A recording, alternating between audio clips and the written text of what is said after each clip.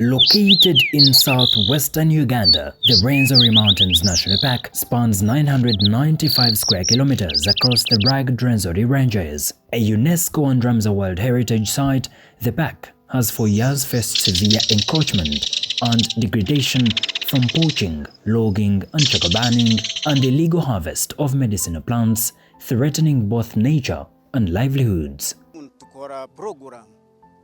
Tuza kutembe nyekiro nituzaye nyakiro twesereke tumarenga wiki ibiri tandika kuletemba wiro butuka tumaze kutema emiti evera byona bikabera haihi naitu ngarizavuze ahapaka byona tukatubitema temere. To reverse this trend, Worldwide Fund for Nature Uganda WWF, in partnership with the Uganda Wildlife Authority and funding from the Hempel Foundation through WWF Denmark, has been implementing the Hempel Rwenzori Restoration Project since 2021. The project works across the 5 districts of Kasese, Bunyangabo, Kabarole, Doroko, and Bunibujo, mobilizing youth, women and men, elders and even reformed poachers to change behavior and embrace harmonious practices that guarantee stronger livelihoods and a healthier ecosystem.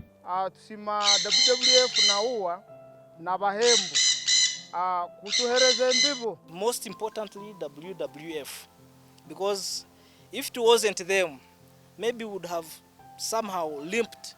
Kuba WWF obyizire yatwegesa kyazoka ngutwatunga amani na magezi n'obwongo kugaliha kurungi nguntwija kutunga omugaso gwa amani kwebeisaho nk'abakazi n'abasaiza mu maka ntubayamba. Communities once dependent on illegal activities are now embracing alternative livelihoods such as beekeeping, fish farming, crafts, and tree growing. These changes have curbed illegal activities and fostered better household incomes. Kirovias abana bitu nibasoma abakazi tubityaine problems omumaka listo omukazi nawe ayine omukazi nawe natungake akasente musawi through weaving.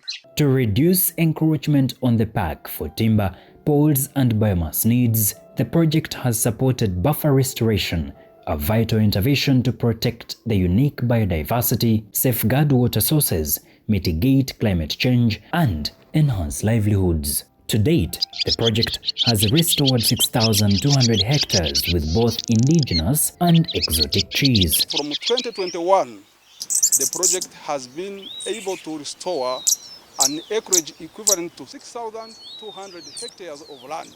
Ekitongole kya WWF kyeje kyatwegesa kyagamba mu byare emiti abana bangi tabakyagenda ruguru nanye tujagenda ruguru kugamba ngende tene emiti nyine emiti yanke ihamwengwe. The project further mobilized farmers and supported establishment of tree growers and timber traders associations that would sustain the restoration efforts in the area. As WWF, we looked at these tree growers associations and we thought that other than just planting trees brought from elsewhere, they should be involved in the entire value chain of wood products. Now that one means that you get involved in producing the seedling itself right from the tree nursery. You grow the tree in the garden.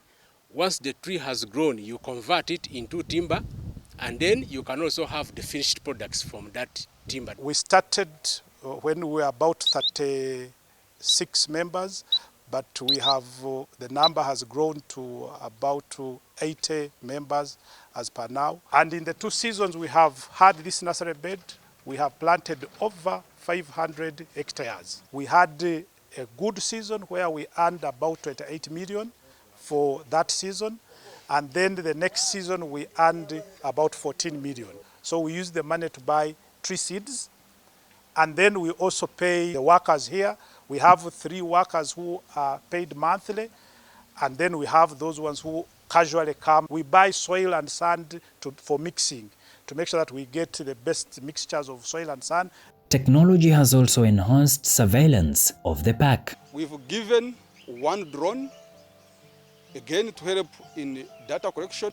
We've been able to give them trap cameras, and in total we've given 22 trap cameras Trap cameras are very important because we put them on tree trunks, or if you like, stems, so that then they are able to help collect data on animal ranging, poachers within the park. And once we analyze this data, we are able to know what is happening in the national park. And we've given smartphones. Now, these are not the ordinary smartphones. These are phones that are used to collect ecological data. To improve the working conditions of rangers, the project has supported 9 ranger posts with solar power, rainwater harvesting tanks, tourist sheds at the park entrance, and renovated staff quarters. They have given us solar systems that we are able to charge our phones or field equipments for the smooth running of our activities whenever we go in the field. WWF has also supported the reconstruction of the Mihunga Bridge over the Mubuku River that was previously washed away by floods. When completed, this will restore access to the eastern part of the national park, boosting tourism. According to George Businge, the Uganda Wildlife Authority's senior warden in charge of Rwenzori Mountains National Park, since the launch of the Hempel project, park management has improved and tourist numbers are rising. The year 2023-2024, when the COVID had already gone down, we had 7,703 visitors that came to Rwenzori Mountains National Park. And the last financial year, 2024-2025, the number rose to 10,483 visitors. This is because of the marketing, because of the support we are getting from partners like WWF, improving staff welfare, that they handle visitors very well. The project has also supported the growth of community associations. WWF gave us 170 beehives. With this, the local ones, a member harvests and sells wherever they wish to sell. But the 194, for them, the honey we get from there, it is for the association. We collect, we harvest and bring in one point, we purify it, we process it and pack. Women have also been empowered through livelihood programs such as weaving. The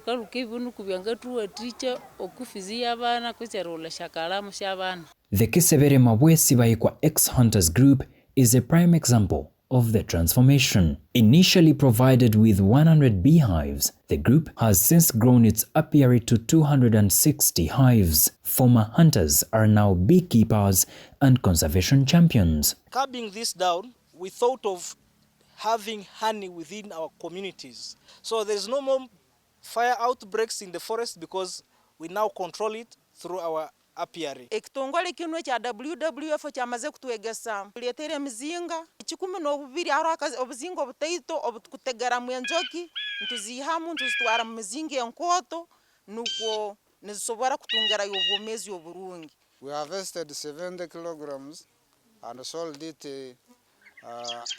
at 12,000 per kilogram to BBC, and that money we use it in our organization of Kisebere Mabwesi Baikwa ex-hunters to boost our project.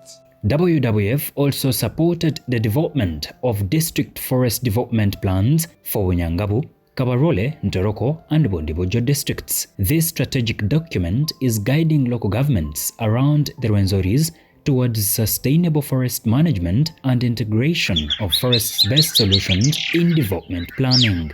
Additionally, WWF has supported UA to conduct an expedition to the Rwenzori Peak to measure the glacier levels. Information from this investigation will inform critical climate change interventions around the mountain. We have data, and once we get the data, we process it, and we get out the results, and we're able to make informed decisions based on the findings. And because of that, we have now made a management decision to have a ranger post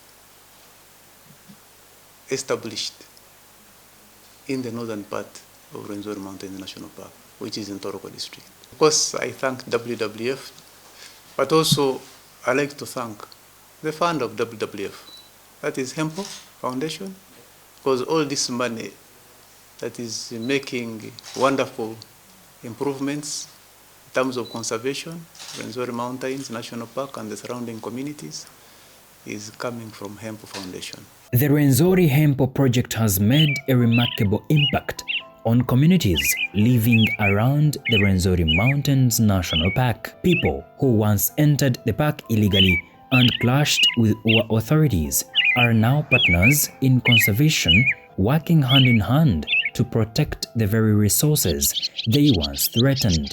This powerful transformation shows that harmony between people and nature is not only possible but thriving.